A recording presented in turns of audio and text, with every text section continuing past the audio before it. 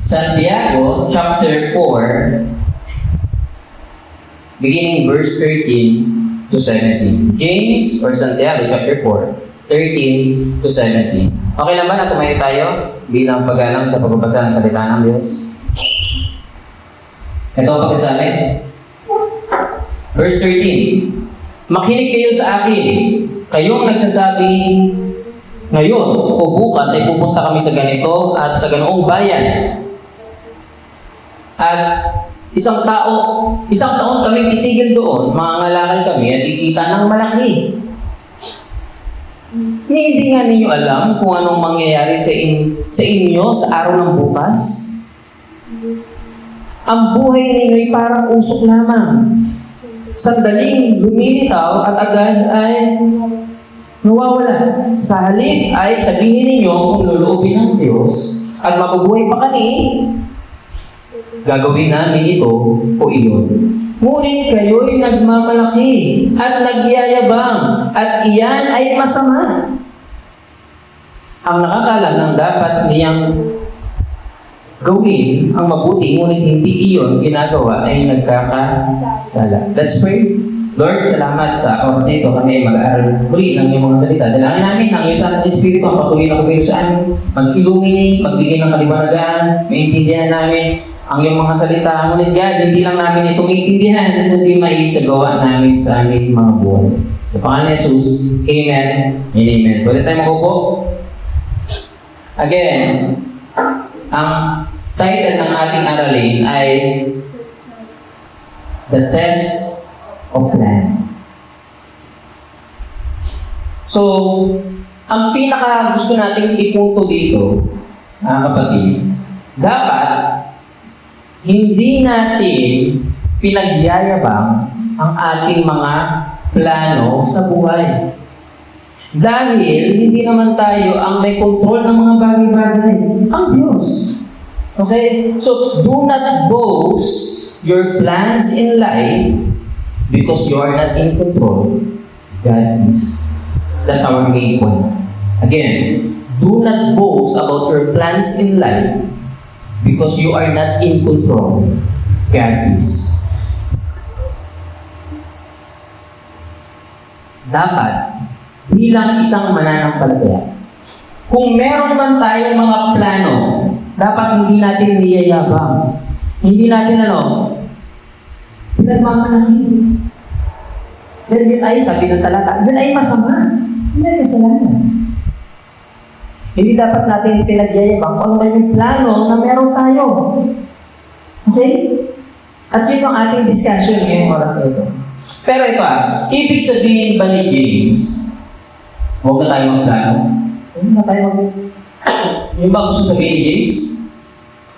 Na kasalanan palang magplano. Ayoko na magplano sa buhay. Yun ba ang gusto i-communicate sa atin ni James? Na huwag na kayo magplano kasi hindi nyo naman alam kung anong mangyayari po kasi. Huwag na tayo magplano. Yun ba ang gusto sabihin ni Santiago dito sa mga talatang ito? Masama ba mag-plan? Masama ba magplano? Hindi, di ba? Actually, ang Bible, ini-encourage pa nga tayo na magplano saan? Sa buhay. Maganda na meron kang plano sa buhay. Tama? Ang hirap meron wala kang plano sa buhay. Wala kang pangalan, wala kang plano sa buhay. Ang hirap nun. Okay? At ang Bible, hindi naman tayo pinagpapawalan na magplano. Hindi masama magplano. Basahin ko lang sabi dito sa Kawikaan, chapter 21, verse 5, ang sabi, ang mabuting pagbabalak or pagpaplano ay pinapakinabangan, ngunit ang dalos-dalos na paggaway walang kahihinatnan. Anong sabi dito sa Kawikaan? Ang mabuting pagpaplano o pagbabalak ay kapakipakinabang. Maganda yun.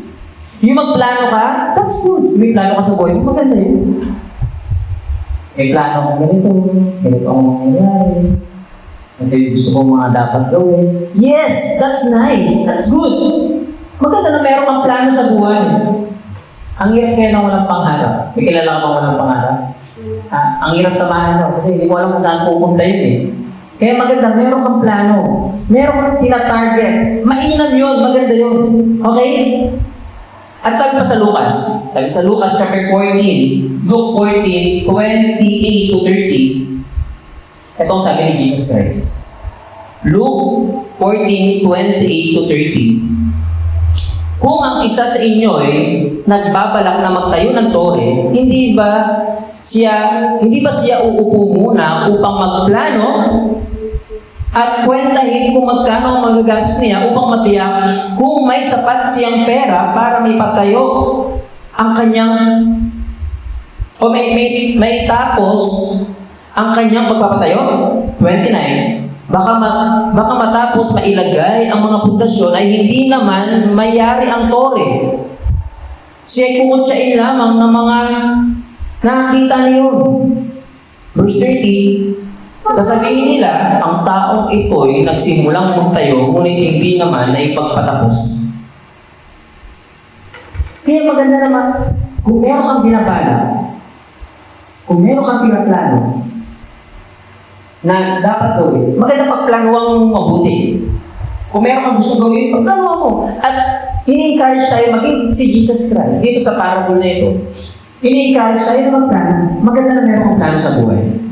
At maganda na yung bawat gagawin mo, meron kang naiisip na dapat gawin. Meron kang step-by-step plan. Di ba? Mainam yun. Di ba? Plano mo maging doktor. O kukuha ka muna, siyempre mag-aaral ka muna ng maayos ng high school. Tapos, sa college, pwede kukuha ng nursing. Tapos, magpapatuloy mo yung nursing para maging doktor. Dapat gano'n meron kang plano. May step by step, may na. Kung hirap tayo, kung pwede ka mag-working student, may mga gano'ng mga plano, mainam yun. Okay? At ini-encourage tayo ng Biblia ng plan, especially ni Jesus Christ. Kung meron kang dapat gusto gawin, maganda pagplanuhan mo. Pero, dito sa talata, anong sinasabi ni Jesus? Meron kang mga plano? Yes, maganda yun. Maganda meron kang. Pero huwag mong iyayabang. Yun ang gusto sabihin ni Jesus. Yes, marami kang mga plano. Kaya nga minsan, pag may mga plano tayo, ayaw na natin banggitin, di ba? Kasi minsan, nababagabagsan. Bagamat hindi naman totoo yung bati. Minsan, nababati. Kung kanina natin binabanggit yung ating mga plano, desires natin. Ito sa kwento natin kung kanina man, sa maraming tao, tapos hindi naman nangyari. Parang dito. Diba sabi ni Jesus Christ, sa talata, yung tao na to, nagpatayo, pero hindi naman nagpagpatapos. O hindi naman naitapos. Kaya maganda, yes, ini-encourage ko kayo. Kayo din, magplano kayo sa inyong buhay. Pero yung mga plano ninyo sa inyong buhay, huwag niyong iyabang. Yes, diba? Tama yun, huwag mo na magsalita ng tapos. Remember si Goliath? Nung nakita niya na walang makakatalo sa kanya, tapos yung humamot pa sa kanya isang maliit na binatilyo. Ano sabi ni Goliath? Siyempre, tingin ni Goliath, ano ko naman, kontrolado ko itong mga bagay. Yung mga Israelita, takot sa akin lahat. Tapos itong bata na itong binatilyo na ito pa yung lalaban. Alam mo, sabi ni Goliath? Sabi niya doon, come to me and I will give your flesh to the birds of the air and to the beasts of the field. Sabi ni Goliath kay David, lapit ka sa akin at yung laman laman mo, papakain ko sa mga uwak. Nagyabang na agad sino? Si Goliath. Anong plano niya? May plano na siya kay David Nakita niya ito pang bata na to. Ito bang tatalo sa akin? Ito bang niyayabang sa akin? Ano sabi nino? Papakain yan laman loob mo. Yan flesh mo, yan laman mo, ipapakain sa mga uwak yan. Pero ano nangyari? Dapat na ipakain niya ba? Natupad ba yung plano niya? Hindi. Ano ginawa ni David? Sa gamit ang tirano or slave, natalo niya sino? Si Goliath. At pihubod yung ulo ni Goliath. Ano nangyari sa plano ng Goliath? Nauna kasi yung kanyang pagyayabang. At ang ating lesson ngayon, yes, there's nothing wrong about planning. Maganda yun. Pero kung yung plano mo, ipagyayabang mo, kasalanan mo. At tatandaan mo, yung plano mo, drawing pa lang mo. Okay? Hindi pa nangyayari. Kaya huwag mo munang iyabang. Bakit? Bakit dapat hindi natin iyabang? Ano sabi natin sa talata? Dahil hindi ikaw ang may kontrol. Bakit mo iyabang? Ikaw ba ang nasa kontrol? Kontrolado ba ang lahat? Bakit mo iyabang yung mga plano? Kaya sabihin natin, yes, maganda na may step-by-step plan. Pero you are not in control. Sino bang in control ng lahat ng mga bagay? Ang Diyos.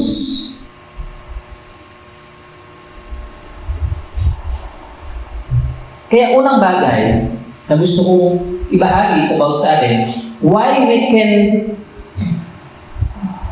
can say that we're not in control, God is, bakit natin nasabi na hindi tayo ang may control, kundi ang Diyos? Unang bagay, number 1, you don't know what will happen tomorrow. Verse 14, sabi niya doon, sabi ni James, verse 14a, hindi nga ninyo alam kung ano ang mangyayari sa inyo sa araw ng bukas? Bakit mo iyayabang yung mga plano mo? Hindi mo alam kung ano mangyayari bukas eh.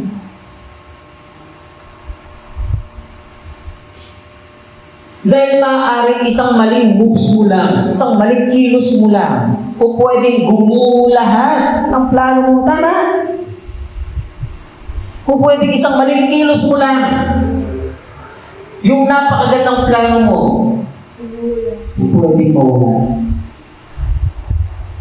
Dahil hindi mo hawak ang mga bagay-bagay. Hindi mo nga alam kung anong mangyayari bukas. Sigurado ka ba? Yes. Sigurado ka ba na yung nangyari ngayon ay yung pa rin ang mangyayari bukas? Hindi, di ba? Kaya hindi dapat natin iyabang kung ano man yung mga plano natin, kung ano man yung mga pangarap natin. Maganda na mayroong pangarap, pero huwag mong iyayabang yung plano mo, yung pangarap mo. Yun ang sabi ni James. Dahil maaaring isang hagwid lang ng panahon sa atin, maaaring maglawang mo. Remember, di ba yung lockdown? Ang dami na yung plano. May plano magpakasal, plano ganitong gawin.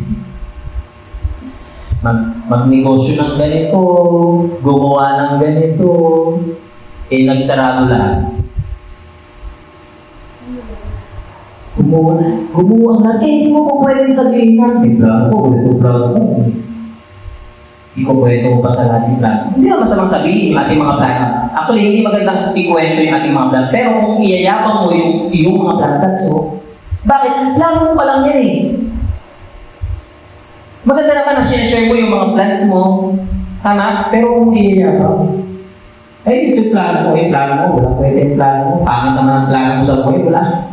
Huwag mong iyayabang. Pwede mong ibang sa iba, pero kung ipagmamalaki yung plano mo, kasi yung plano mo, plano pa lang yan. Hindi pa yan reality. Nasa brain mo pa lang yan, nasa utak mo pa lang yan, hindi pa yan nagmamaterialize. Hindi pa yan tangible. Hindi pa reality yan. Hindi pa totoo yung plano mo, plano pa lang yan. Kaya huwag dapat natin ipagmalaki. Yun ang sabi ni Jesus. Bakit? Unang bagay, you are not in control. Hindi mo alam kung anong mangyayari bukas. Alam mo kung mangyayari bukas? Ha? Alam mo ba kung anong lalabas sa loto? Di ba hindi mo alam kung anong mangyayari bukas? Bakit mo iyayabang ang araw ng bukas? Ang Diyos ang nakakaalam. Pangalawang bagay, bakit natin nasasabi na hindi tayo in control, kundi ang Diyos? Dahil, pangalawang bagay, you don't know if you're still alive tomorrow. Hindi mo alam kung buhay ka pa bukas. Sana buhay pa tayo bukas lahat, di ba? Pero hindi natin sigurado kung buhay pa tayo bukas. Sabi doon sa verse 14b, ang buhay ninyo ay parang usok lamang, sandali lumilitaw at agad nawawala. Ang buhay natin, sabi nga sa ibang translation, parang aso. Ibig sabihin, parang iba. Yung usok yung evaporation. Di ba, pagkabukas mo ng sinaing, pinatingin siya ng nanay mo, pagkabukas mo, may usok yun. Yun yung evaporation, di ba? Tapos biglang mo. Ganun lang ang buhay natin. Saglit lang. At hindi pa tayo sigurado kung bukas buhay pa tayo. Kaya dapat kung anong plano yung meron ka, yes, maganda yan, pero huwag mong iyan yan. Parang sakit naman. Pero that's reality. Okay? Kung ano yung plano natin? Kung wala kang plano, magplano ka. Wala kang plano sa buhay mo, magkaroon ka ng plano. Pero yung plano mo na yan, kung iyan. Bakit? Hindi ka pa sigurado kung bukas buhay ka pa. Meron akong babasahin na. Ito ay parable na sinabi ni Jesus Christ. Jesus Christ. Luke 12. Lucas chapter 12, 16 to 21. Lucas chapter 12, 16 to 21. Ito pagsabi. Pagkatapos, isinalaysay ni Jesus ang isang talinaga. Isang mayaman ang umani ng sagana sa kanyang bukirin. Kaya't sinabi niya sa sarili, anong gagawin ko ngayon? Wala na akong paglalagyan ng aking mga ani. Verse 18, alam ko na, ipapag-iba ko ang aking kamalig at magpapatayo ako ng mas malaki. Doon ko ilalagay ang aking ani at ibang ari-arian. Pagkatapos, ay sasabihin ko sa aking sarili, marami ka nang naipon para sa mahabang panahon. Kaya magpahinga ka na lamang, kumain, uminom, at magpasarap sa buhay. Ganda ng plano na, no? Marami ka nang naipon eh. Yung kamalig ko, pag sinabing kamalig, yung stockhouse. Yung istaka niya ng pagkain, dahil sobrang dami niyang ani, pinag-iba niya, pinagawa niya ng malaki at punong-puno na at sobrang niya pagkain. Sobrang dami niya na ng pagkain at sabi niya, magre-relax na ako. Dami ko ng pagkain. Ang papakasarap na ako sa buhay ko. Yun ang kanyang plano. Pero nangyari, tuloy natin, verse 20. Ngunit sinabi sa kanya ng Diyos, hangal! Sa gabi ring ito ay babawian ka na ng buhay. Lang.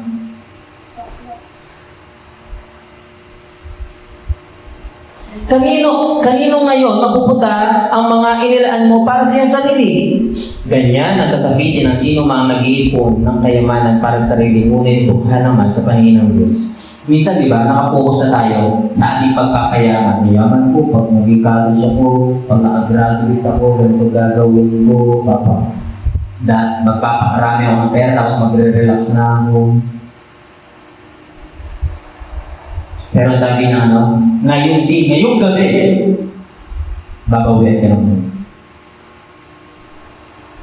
Kaya dapat hindi natin iyabang kung ano man yung gusto natin. Kung ano man yung meron tayo, yes, meron kang ganyan. Meron kang plano, meron kang mga gustong gawin, pero dapat natin ipagyabang. Kasi hindi ikaw ang soberanya. Pag sinabing soberanya, hindi ikaw may hawak ng lahat ng bagay. Hindi ikaw may control. Sino lang ang soberanya? Si God. Okay? At di natin alam kung bukas buhay pa tayo. Sana bukas buhay pa tayo, no? Pero hindi natin alam, di ba? Malay may bumagsak na aeroplano sa bahay nyo. Hindi natin alam, di ba? At bawian tayo ng buhay, pag naglalakad tayo, nakapilot tayo, nabagok tayo, tumiring mata natin, patay tayo. Hindi natin alam yung mga ganong mga senaryo. Hindi natin sigurado kung buhay pa tayo bukas at bakit tayo magyayabang kung hindi tayo sigurado. Di ba? Ngayon, kung hindi tayo ang may hawak ng mga bagay, kung hindi tayo soberano, anong dapat natin gawin sa ating mga plano sa buhay? At ano ba dapat yung gawin natin sa buhay nito? Yun ang pangalawang bagay natin pag-aaralan. things we must do instead of boasting of our plans. Number 1, instead, acknowledge that you are finite. Verse 15.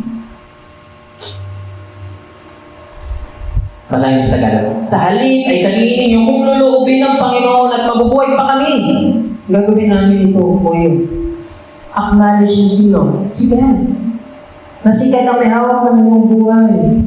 Acknowledge mo na ikaw finite ka, hindi ka infinite or hindi ka infinite. Finite ka. Ibig sabihin, limitado ka. Okay? At may hangganan ka. Yun ang dapat i-acknowledge mo. Na hindi ka makapangyarihan. Na hindi ka panghabang panahon. Na limitado ka. Acknowledge mo na darating ang panahon. Mamamatay ka at mamamatay ka. Kaya nga yung question na kung mamamatay ako, mali yun eh. Kung mamamatay ako, anong kung sakali, hindi ba sure na mamamatay ka? Mamamatay ka talaga, di ba? Kaya nga, hindi dapat kung kapag namatay ako. Kasi pag sinabi mo kung or if mamatay ako, ano if? Ano lang ba yun? Ano lang, hindi pa sure na mamamatay ka? Hindi pa sure na kamatayan? Kaya hindi, ang question of death, hindi yan question of if. Kasi, ang kamatayan, hindi yan if eh. Dahil sigurado yan. Mamamatay at mamamatay tayo.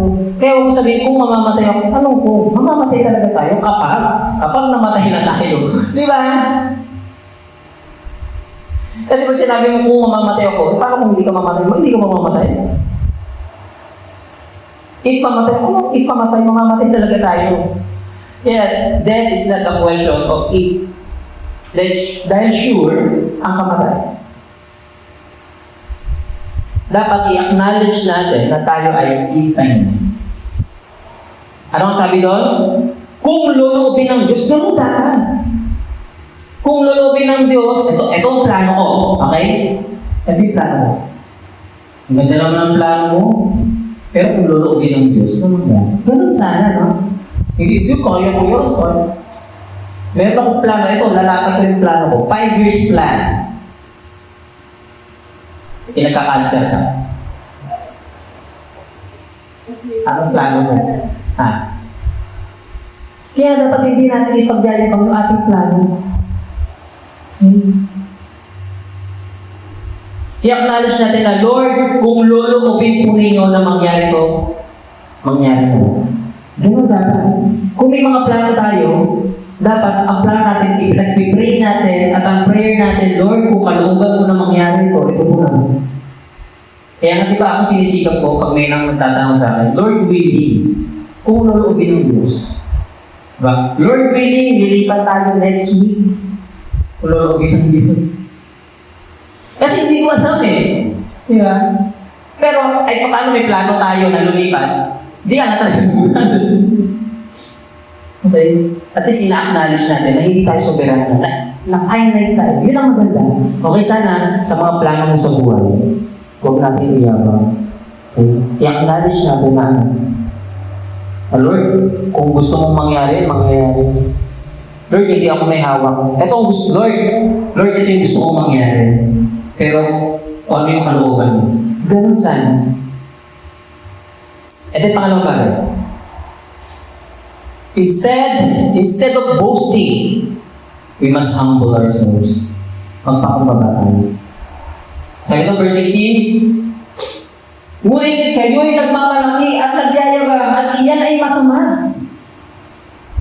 Ang pagmamalaki ng plano na hindi mo naman hawak, masama yun. Okay? Instead, magpakumbaba tayo, Lord, ito po yung mga plano ko. Gusto ko kung ganito ang mangyari.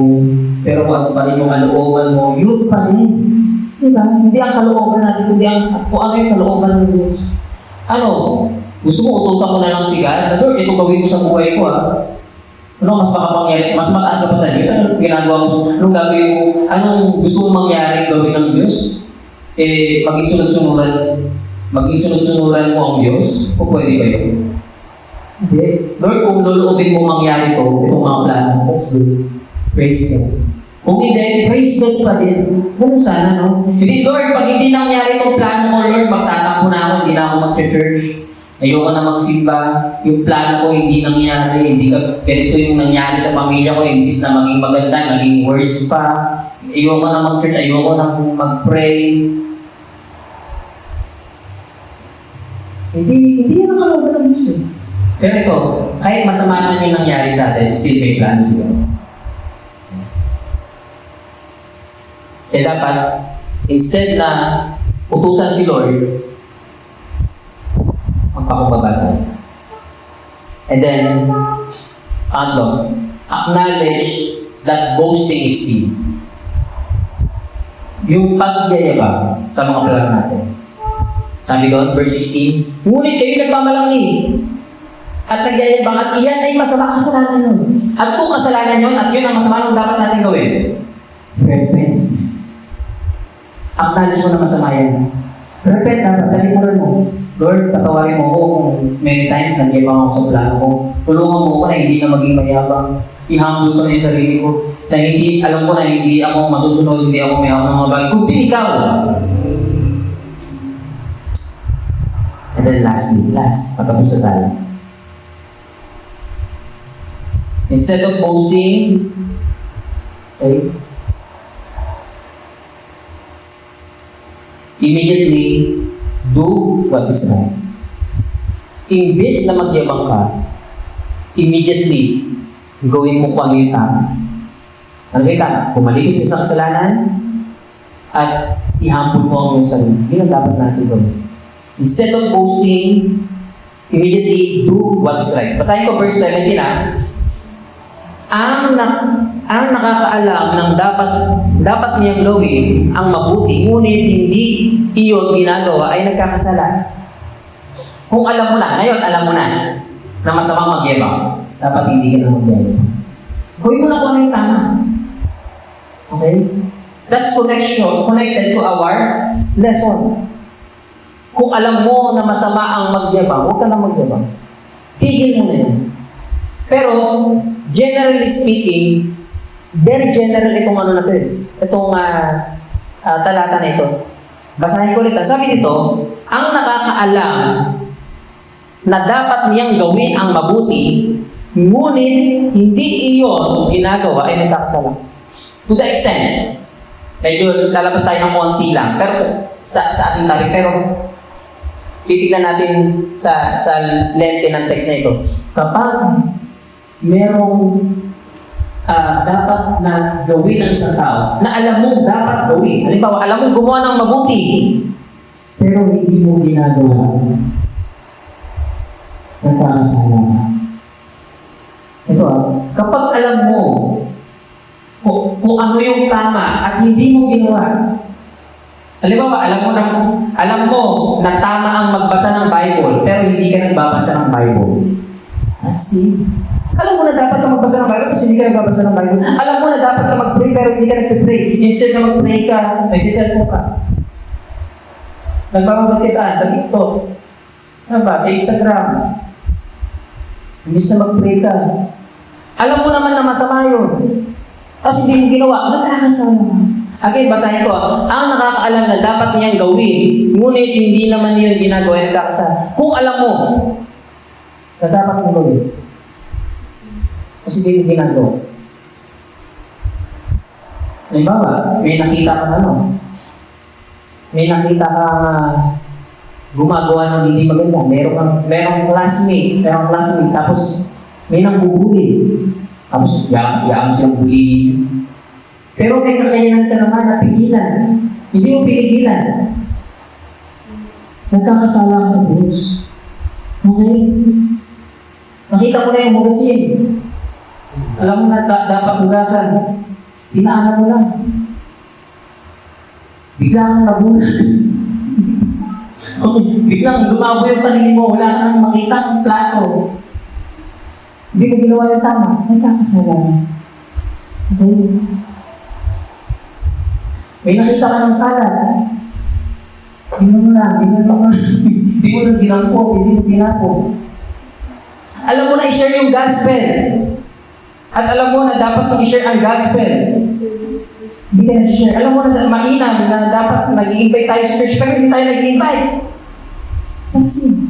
Ang dami pala natin nagagawa ng kasalanan, no? No?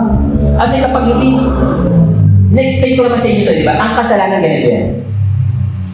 Mahagi natin sa dalawa. Commission and omission. Yung commission, yung nakumit mo, yung nagawa mo. Halimbawa, pinagbabawal ng Diyos, huwag kang magnanakaw, nagnakaw ka. May pinagbabawal na ano, nang ginawa mo. May pinagbabawal ng Diyos, huwag kang magnanakaw pero kinuha mo pa rin yung ballpen ng classmate mo. Okay? Huwag kang magnanakaw pero sa opisina, yung mga, yung mga office material, nauwi mo na. Pumasok ka sa school, diba? Nang walang ballpen. Pag uwi mo, ang dami mong ballpen. Pumasok ka sa trabaho ng puyat. Pag uwi mo, kumpleto tulog mo.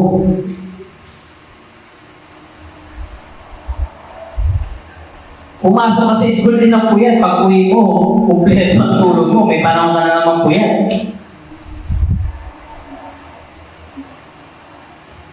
Kapag alam mo yung tama at hindi mo ginagawa, nagkakasalanan. Okay?